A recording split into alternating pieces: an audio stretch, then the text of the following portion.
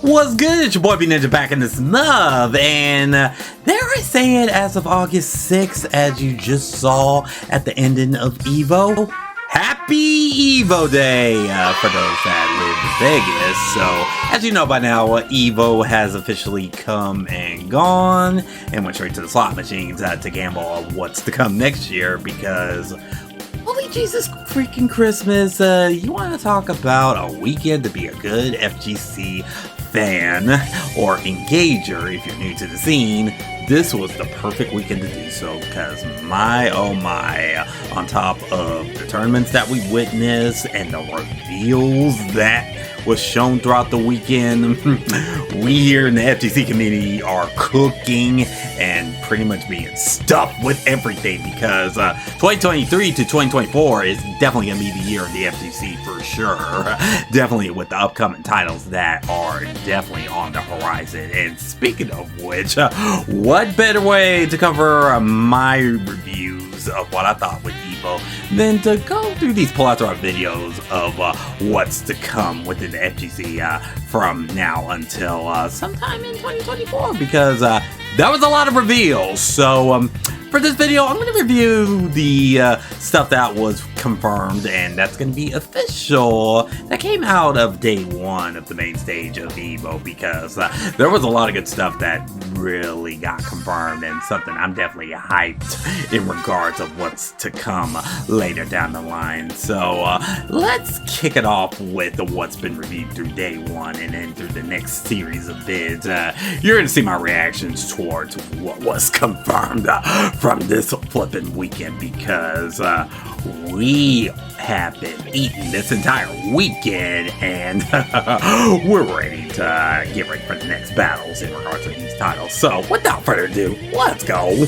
Alright, so first off, it's Under Night in Birth, as we're officially getting a sequel for the title, and it's been 10 years in the flipping making. So they are expanding the story with this new title called A Night in Birth 2, Celes,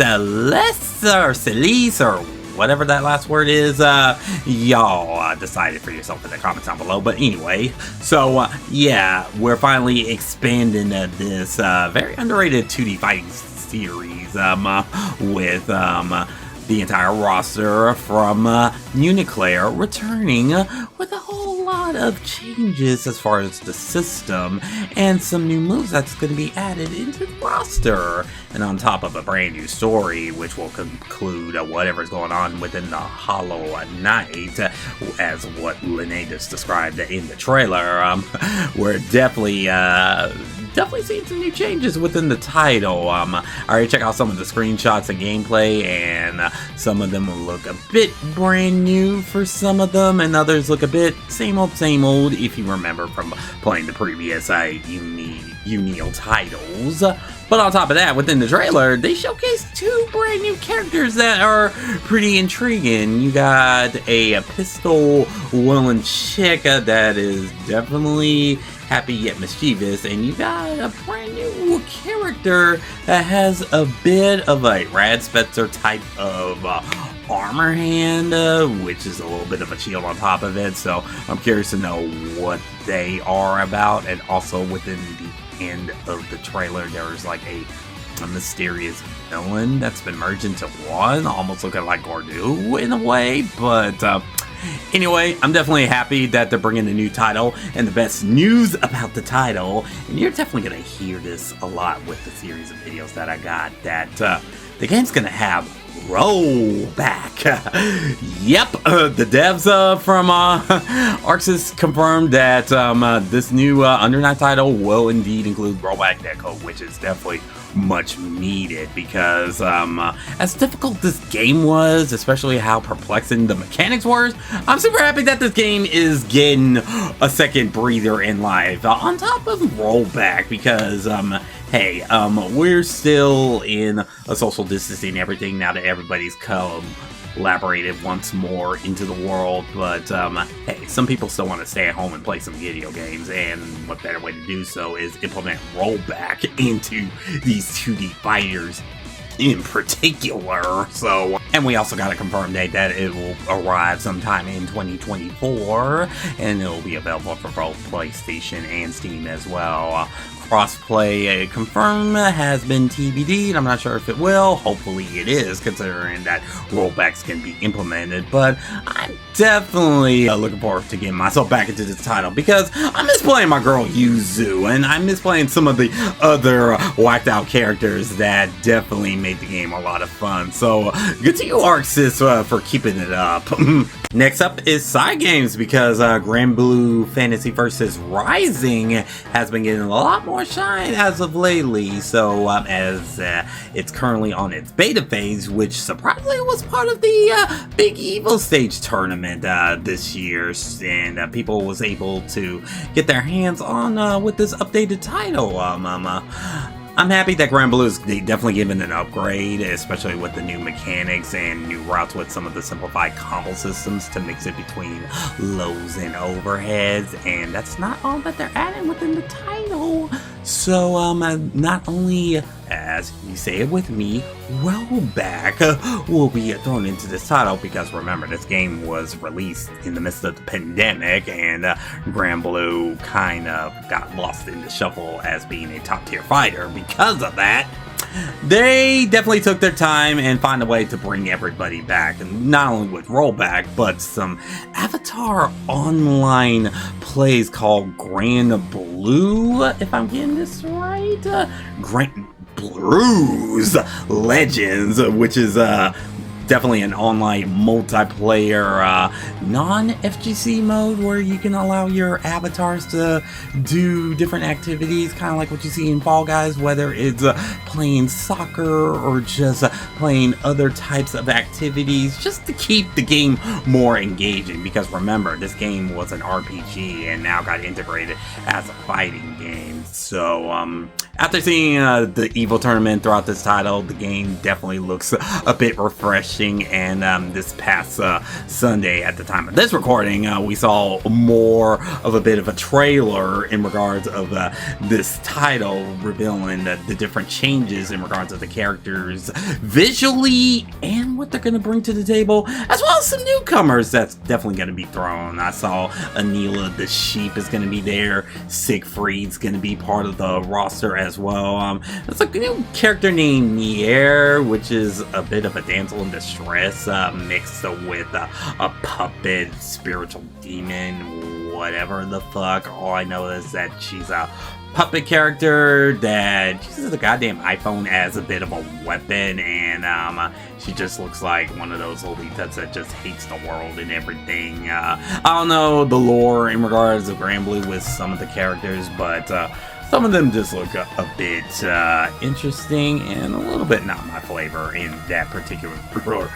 And also the last character is Grimnir, if I pronounced the name correctly, which is basically like an ice prince of some sort, kind of like Wandregia in Unil. But hey, one thing that was confirmed in the reveal is that we got an official date for the title, which is November 30th. So sometime around the fall, we will finally have a hands-on experience, and we can officially pre-order the game sometime this month. So if you want to not only take part on this title, which comes out in the fall, there will also be a bit of a free version, which we will not only get the chance to test out the Granblue's Legend stage, but also some refinements with some of the free versions of the characters on top of that. And there's also a deluxe edition that will also include 6 new characters later down the line for DLC. So I'm curious to see this expansion just gets bigger and bigger, because as someone that used to play Granblue and fell off of it because of one atrocious netcode and getting bored with the game easily, I'm just happy to see this title getting more of a spotlight thanks to EVO, and just bring everybody back together with another underrated title that people definitely need to seek to. I miss my Zoe, I miss my Narmaya, I miss my Zeta, and yes, I miss my Matera too. And there were some other characters I have yet to try as well. Oh, don't forget about UL, my country bumpkin English accent with the dueling swords. I'm happy about trying them again, as well as Catalina.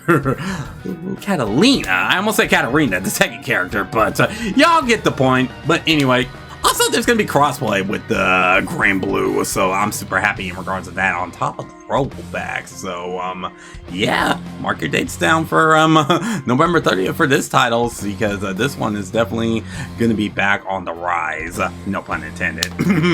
Next up is Nick All-Star Battle 2, if you guys are familiar with last year's title. So this game is definitely getting a massive upgrade with the sequel, not only with refound graphics and better combat systems, including spot dodging and supers and a new dash meter that's definitely going to be added within this title.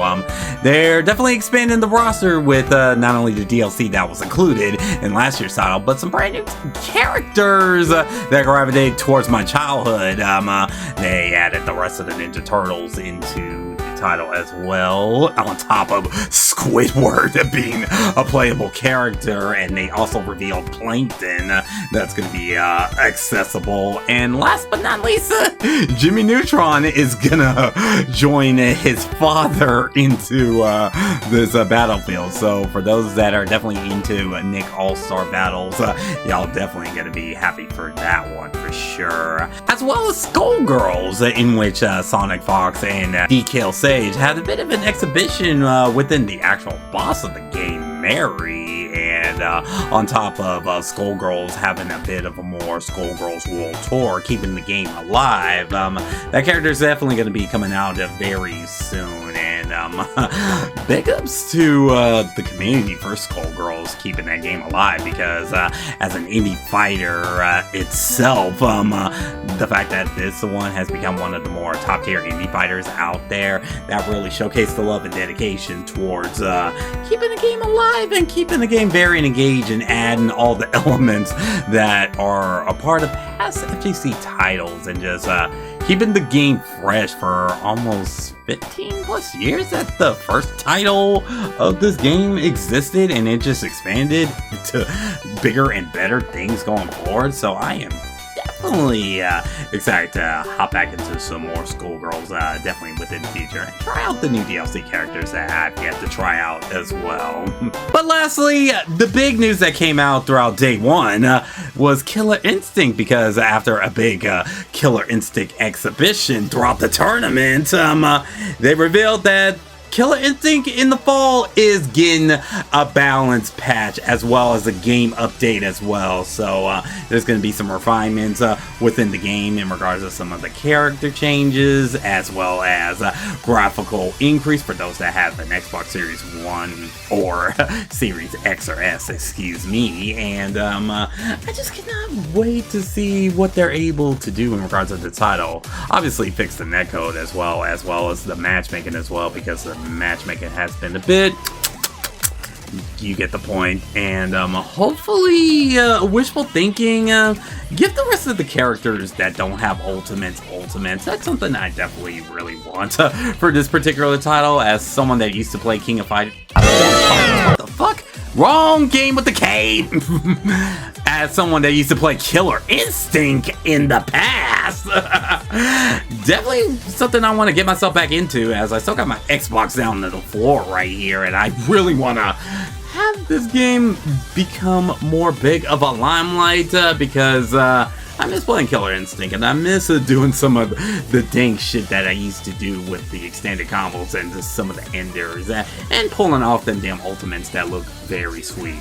Like I said, give the rest of the roster ultimates, because it doesn't look the same if half the roster has ultimates and the other half does not. So I'm definitely happy that Iron Galaxy put a bit of a budget and they was able to keep the game running for literally 10 years since this game dropped, and the fact that the devs have kept the game strong enough for these years that they were able to get enough support to where they're able to throw this update that's about to come in the later months as it's recording. So hopefully they definitely bring Killer Instinct back to the limelight, and hopefully whatever balance changes or updates that they're going to throw within this title will definitely keep the game long into its longevity. So I am definitely stoked of what they're about to bring, because God, I miss playing Killer Instinct, and I really need to hop back into this game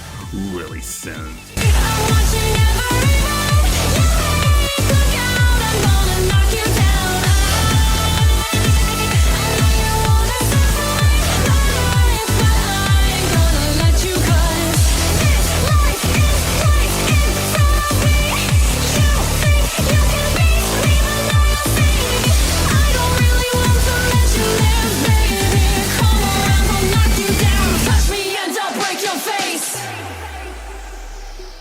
Don't forget to